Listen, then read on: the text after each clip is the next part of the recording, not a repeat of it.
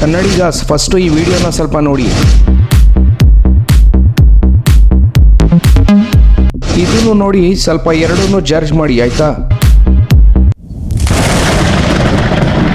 First video ಚೆನ್ನಾಗಿತ್ತಾ ಇಲ್ಲ second video ತಾನೇ. ನಿಮ್ದು ಯಾವ್ದಾದ್ರು ಚಾನಲ್ ಇರಲಿ, ಎಲ್ಲಾದ್ರೂ ಇರಲಿ, ಇನ್ಸ್ಟಾಗ್ರಾಮ್, ಫೇಸ್ಬುಕ್, ಯೂಟ್ಯೂಬ್ ಎಲ್ಲಾದ್ರೂ ಇರಲಿ, ನಿಮ್ಮ ವಿಡಿಯೋನ 10x ಮಾಡೋಕ್ಕೋಸ್ಕರ ಸ್ಲೋ ಮೋಷನ್ ಭಾಳ ಕಂಪಲ್ಸರಿ. ನಾನು 100% ಹೇಳ್ತೀನಿ, ನೀವು ಈ ವಿಡಿಯೋನ ಏನಾದರೂ ಸ್ಕಿಪ್ ಮಾಡ್ದಂಗೆ ಫುಲ್ ನೋಡಿಬಿಟ್ರೆ ನೀವು ಸ್ಲೋ ಮೋಷನ್ನ ಭಾಳ ಈಸಿಯಾಗಿ ಕಲ್ಕೊಂಡ್ಬಿಡ್ತೀರಾ. 100% ನಿಮ್ಮ ವಿಡಿಯೋನ 10x ಮಾಡ್ಕೊಳ್ತೀರಾ. ಬನ್ನಿ ಹೇಳ್ತೀನಿ, ಬೋನಸ್ ಟಿಪ್ಸು ಇದೆ, ಸ್ಕಿಪ್ ಮಾಡ್ದಂಗೆ ನೋಡಿ ಆಯ್ತಾ. ಭಾಳ ಸಿಂಪಲ್. ನಿಮ್ಮ ಹತ್ರ ಕ್ಯಾಪ್ಕಟ್ ಆ್ಯಪ್ ಇರಬೇಕು. ಆ್ಯಪ್ ಇಲ್ಲ ಅಂದರೆ ನಮ್ಮದು ಹಳೆ ವಿಡಿಯೋನ ನೋಡಿ, ಡಿಸ್ಕ್ರಿಪ್ಷನಲ್ಲಿ ಲಿಂಕ್ ಇದೆ, ಅದರಲ್ಲಿ ನಿಮಗೆ ಫ್ರೀ ಪ್ರೋ ಆ್ಯಪ್ ಕೊಡ್ತಾ ಇದ್ದೀನಿ.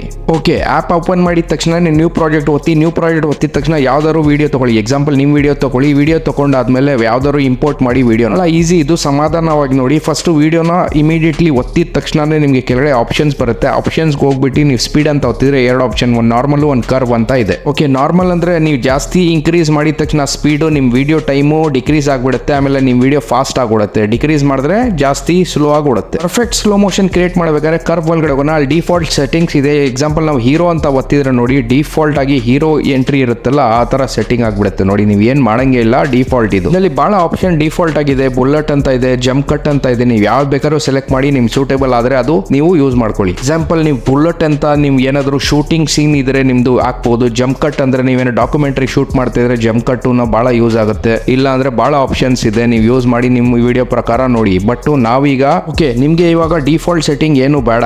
ನಾವು ಏನ್ ಮಾಡೋಣ, ಕಸ್ಟಮ್ ಹತ್ರ ಹೋಗ್ಬಿಟ್ಟು ಕಸ್ಟಮ್ ಸೆಟ್ಟಿಂಗ್ ನ ನಾವೇ ಕ್ರಿಯೇಟ್ ಮಾಡೋಣ. ಹೆಂಗೆ ಕ್ರಿಯೇಟ್ ಮಾಡೋದು ನಾನು ನಿಮಗೆ ಕ್ಲಿಯರ್ ಆಗಿ ಹೇಳ್ಕೊಡ್ತೀನಿ ನೋಡಿ. ಈ ತರ ಒಂದು ಲೈನ್ ಇರುತ್ತೆ ಆಯ್ತಾ. ಇದು ರೌಂಡ್ ರೌಂಡ್ ಆಗಿ ಕಾಣ್ತಾ ಇದೆಲ್ಲ, ಇದು ಬಂದ್ಬಿಟ್ಟು ಬೀಟ್. ಇದು ಫಾರ್ ಎಕ್ಸಾಂಪಲ್ ನಿಮಗೆ ಮೇಲೆಗಡೆ ಒಂದು ಆಪ್ಷನ್ ಆಡ್ ಬೀಟ್ ಅಂತ ಇರುತ್ತೆ. ನೀವು ಆಡ್ ಬೀಟ್ ಕೊಟ್ಟಿದ ತಕ್ಷಣ ನಿಮ್ಗೆ ಒಂದು ರೌಂಡ್ ಅಡಿಷನಲಿ ಆಡ್ ಆಗ್ಬಿಡುತ್ತೆ. ನೀವು ಅದು ಮೇಲೆ ಮಾಡಿದ್ರೆ ಜಾಸ್ತಿ ಜೋರ್ ಆಗೋಡುತ್ತೆ, ಕೆಳಗಡೆ ಮಾಡಿದ್ರೆ ಸ್ಲೋ ಆಗೋಡುತ್ತೆ. ಎಕ್ಸಾಂಪಲ್ ನಾವು ಮೇಲೆ ಕೆಳಗಡೆ ಮಾಡಿ ನೋಡೋಣ ಹೆಂಗಾಗತ್ತೆ ಅಂದ್ರೆ, ಮೇಲೆ ಈಗ ನಾನು ನೋಡಿ ವಿಡಿಯೋನ ಆ ಕಡೆ ಹೋಗ್ಬಿಟ್ಟು ಸ್ಲೋ ಆಗಿ ಮಾಡ್ತೀನಿ. ಇವಾಗ ಫಾರ್ ಎಕ್ಸಾಂಪಲ್ ವಿಡಿಯೋ ಔಟ್ಪುಟ್ ನ ನೋಡೋಣ ಹೆಂಗ್ ಬರುತ್ತೆ ನೋಡಿ. ಸ್ಲೋ ಫಾಸ್ಟ್ ಅದೇ ತರ ಬರುತ್ತೆ ನೋಡಿ. ಕ್ಲಿಯರ್ ಆಗಿ ಅರ್ಥ ಮಾಡ್ಕೊಡಿ. ಎಲ್ಲಿ ಅರೌಂಡ್ ಕೆಳಗಡೆ ಇದೆಯೋ ಅಲ್ಲಿ ಸ್ಲೋ, ಎಲ್ಲಿ ಸೆಂಟ್ರಲ್ ಇದೆಯೋ ನಾರ್ಮಲ್, ಎಲ್ಲಿ ಮೇಲೆ ಇದೆಯೋ ಅಲ್ಲಿ ಫಾಸ್ಟ್.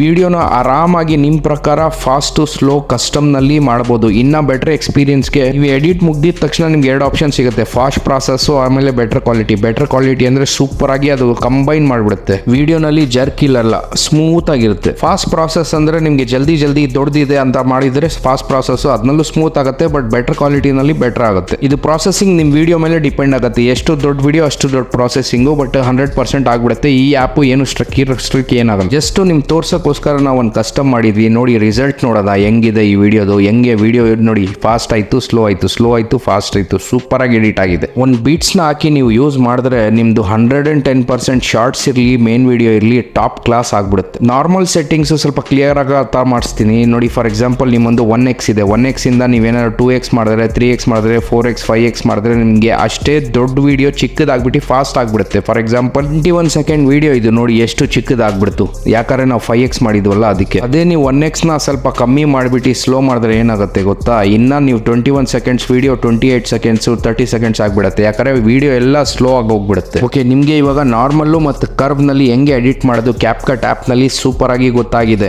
ಅಲ್ವಾ. ನೋಡಿ, ಕ್ಯಾಪ್ಕಟ್ ಆಪ್ ಬಹಳ ಸುಲಭ, ಈಸಿಯಾಗಿ ಎಡಿಟ್ ಮಾಡಬಹುದು. ನಿಮ್ಮ ಹತ್ರ ಕ್ಯಾಪ್ಕಟ್ ಆಪ್ ಇಲ್ಲ ಅಂದ್ರೆ ಏನ್ ಚಿಂತೆ ಮಾಡಬೇಡಿ. ನಾವು ಲಾಸ್ಟ್ ವಿಡಿಯೋ ಕ್ಯಾಪ್ಕಟ್ ಮೇಲೆ ಮಾಡಿದ್ವಿ. ಆ ವಿಡಿಯೋಗೆ ಹೋಗಿ ನಿಮಗೆ ಕ್ಯಾಪ್ಕಟ್ ಆಪ್ ಫ್ರೀ ಆಗಿ ಸಿಗುತ್ತೆ, ಪ್ರೋ ಅದನ್ನು. ಓಕೆ, ಈ ಆಪ್ ಸ್ಪೆಷಾಲಿಟಿ ಇನ್ನ ಇದೆ. ನೀವು ಫಾರ್ ಎಕ್ಸಾಂಪಲ್ ನಾರ್ಮಲ್ ವಿಡಿಯೋನ 720 180p ಇಲ್ಲ ಅಂದ್ರೆ 4K ನಲ್ಲೂ ರೆಸಲ್ಯೂಷನ್ ನೀವು ಎಕ್ಸ್ಪೋರ್ಟ್ ಮಾಡಬಹುದು. ಬಟ್ ನಾವು ರೆಕಮೆಂಡ್ ಏನ್ ಮಾಡ್ತೀವಿ ಗೊತ್ತಾ, 60 ಫ್ರೇಮ್ಸ್ ಮತ್ತೆ 180p ನಲ್ಲಿ ನೀವು ಎಕ್ಸ್ಪೋರ್ಟ್ ಮಾಡಿದ್ರೆ ಸೂಪರ್ ಆಗಿ ಔಟ್ಪುಟ್ ಸಿಗುತ್ತೆ ನಿಮಗೆ. ಓಕೆ, ಫಾರ್ ಎಕ್ಸಾಂಪಲ್ ನೀವು ಏನಾದರೂ GIF ಇಲ್ಲ ಅಂತಂದ್ರೆ ಮೀಮ್ಸ್ ಮಾಡ್ಬೇಕಂದ್ರೂ ನಿಮಗೆ ಎಕ್ಸ್ಪೋರ್ಟ್ ನಲ್ಲಿ ಆಪ್ಷನ್ ಕೇಳುತ್ತೆ. ನಿಮಗೆ ವಿಡಿಯೋ ಸೇವ್ ಮಾಡಬೇಕಾ ಇಲ್ಲ ಮೀಮ್ ಮಾಡಬೇಕಂತ. ಓಕೆ, ಬೋನಸ್ ಟಿಪ್ ಏನ್ ಗೊತ್ತಾ, ನೀವು ಇದೇ ವಿಡಿಯೋನಲ್ಲಿ ಥಂಬ್ನೇಲ್ ಸೆಟ್ ಮಾಡಬಹುದು. ನೋಡಿ, ಪೆನ್ಸಿಲ್ ತರ ಇದೆಯಲ್ಲ, ಅಲ್ಲಿ ಕ್ಲಿಕ್ ಮಾಡಿದ ತಕ್ಷಣ ನಿಮಗೆ ಇದೇ ವಿಡಿಯೋನಲ್ಲಿ ನಿಮ್ಗೆ ಯಾವುದು ಇಷ್ಟ ಆಗುತ್ತೆ ಅದೇ ಅಪ್ಲೋಡ್ ಮಾಡಬಹುದು. ಇಲ್ಲ ಅಂತಂದ್ರೆ ನೀವು ಅಪ್ಲೋಡ್ ಹೋಗಿ ಫಾರ್ ಎಕ್ಸಾಂಪಲ್ ನಮಗೆ ಈ ಲೈಕ್ ಬಟನ್ ನಾವು ಥಂಬ್ನೇಲ್ ಮಾಡಬೇಕು. ಆ ಲೈಕ್ ಬಟನ್ ಸೆಲೆಕ್ಟ್ ಮಾಡಿ ನಿಮ್ಗೆ ಎಷ್ಟು ಬೇಕೋ ಅಷ್ಟು ಅಡ್ಜಸ್ಟ್ ಮಾಡಿದ ತಕ್ಷಣನೇ ನಿಮಗೆ ಅದು ಥಂಬ್ನೇಲ್ ಆಗ್ಬಿಡುತ್ತೆ. ನೀವು ವೆರಿ ಅಪ್ಲೋಡ್ ಅಂತ ಮಾಡಿಬಿಡಬೇಕು ಅಷ್ಟೇ. ಇವಾಗ ನೀವು ಸೆಟ್ ಮಾಡಿದೀರಾ, ಬಟ್ ನಿಮ್ಗೆ ಹೆಂಗ್ ಗೊತ್ತಾಗುತ್ತೆ ಥಂಬ್ನೇಲ್ ಸೆಟ್ ಆಗಿದೆ ಅಂತಂದ್ರೆ, ಯಾವ್ದಾದ್ರು ವಿಡಿಯೋ ಎಕ್ಸ್ಪೋರ್ಟ್ ಮಾಡುವಾಗ ನಿಮ್ಗೆ ಎಕ್ಸ್ಪೋರ್ಟ್ ಬಾರ್ ನಲ್ಲಿ ಯಾವ ಫೋಟೋ ತೋರಿಸುತ್ತೋ ಅದೇ ನಿಮ್ ಥಂಬ್ನೇಲ್. ನೋಡಿ, ಫಾರ್ ಎಕ್ಸಾಂಪಲ್ ನಾವು ತೋರಿಸ್ತೀವಿ ನೋಡಿ, ನಾವು ಎಕ್ಸ್ಪೋರ್ಟ್ ಮಾಡುವಾಗ ನೋಡಿ ರಿಂಗ್ ತಿರುಗ್ತಾ ಇದೆ, ಲೈಕ್ ಬಟನ್